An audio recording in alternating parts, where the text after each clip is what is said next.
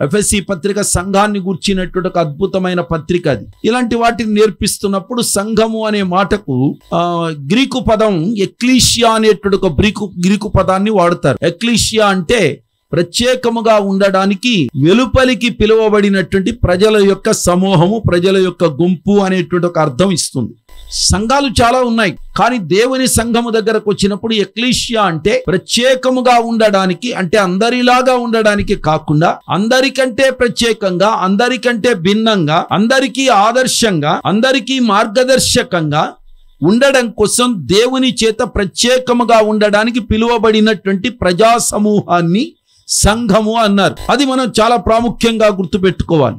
సంఘము అంటే ఏదో మనం అందరం కలిసి కట్టుగా ఒక గుంపుగా కాసేపు భజన చేయడానికి కూర్చున్నాము అనుకుంటే అది చాలా పెద్ద పొరపాటు. లేదా 4 పాటలు పాడుకోవడానికి కూర్చున్నాము అనుకుంటే అది చాలా పెద్ద పొరపాటు. కానీ మన పట్ల దేవునికి ఉన్నటువంటి, మనలను పిలిచిన దేవుడు, మనల్ని ఏర్పరుచుకున్న దేవుని యొక్క ఉద్దేశం ఏమిటి అనేది మనం గ్రహించవలసి వస్తే ఇక్కడ అంటున్నాడు, అనగా క్రీస్తు యేసునందు పరిశుద్ధపరచబడిన వారై. సంఘములో ఎవరున్నారండి? సంఘం అనగానే ప్రజలు ఉంటారు.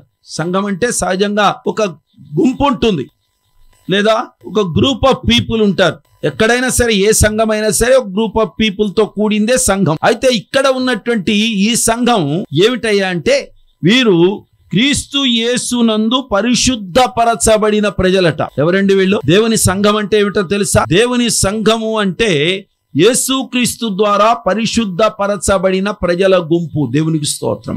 కాబట్టి మనం ఈ విషయాన్ని గుర్తుపెట్టుకోవాలి. సంఘ క్షేమాభివృద్ధి కార్యక్రమంలో మనం అందరం కూడా ఒక్కసారి మరలా తిరిగి మనలను మనం పరిశీలన చేసుకుంటూ, మనము సంఘములో సభ్యులం అయితే సంఘ సభ్యులమైన మనమందరం కూడా ఒక దృఢతరమైనటువంటి ఒక తీర్మానాన్ని, లేకపోతే దృఢతరమైన నిశ్చయతను మనం కలిగి ఉండాలి. యేసుక్రీస్తు ద్వారా మనం పరిశుద్ధపరచబడ్డామా లేదా?